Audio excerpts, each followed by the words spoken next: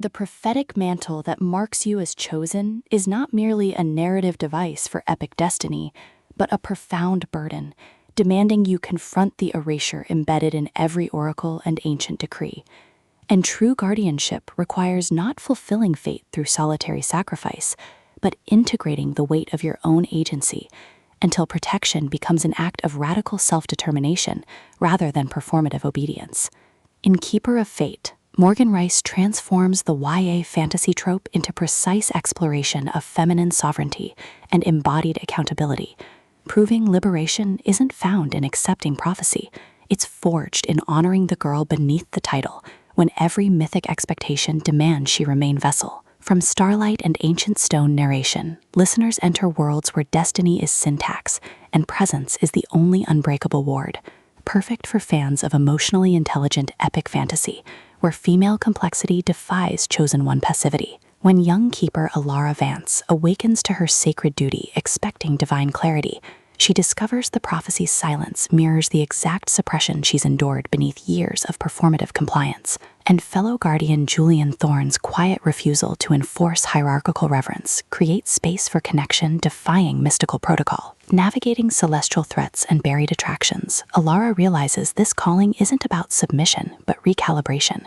With Rice avoiding reducing Alara to passive oracle or Julian to stoic protector, instead crafting radical reciprocity within constraint, where trust is earned through honoring boundaries, even as magic blurs them, and audiobook narration amplifies this alchemy by capturing Alara's disciplined composure fracturing into clarity, and Julian's guarded intensity revealing warmth beneath vigilance, making listeners feel seismic shifts of souls learning. Some fates can only be kept when you stop letting gods define their validity. What elevates this beyond typical YA fare is portraying mystical intimacy as somatic practice rather than romanticized destiny, with Alara confronting how prophetic culture equated worth with utility, while Julian creates sanctuary where her contradictions exist without diminishment, their relationship evolving through shared silences during moonlit vigils, bypassing performance, rhythms protecting both spiritual integrity and psychological safety, and mutual defense against zealots mistaking tenderness for heresy, supported by fellow keepers encoding suppressed grief,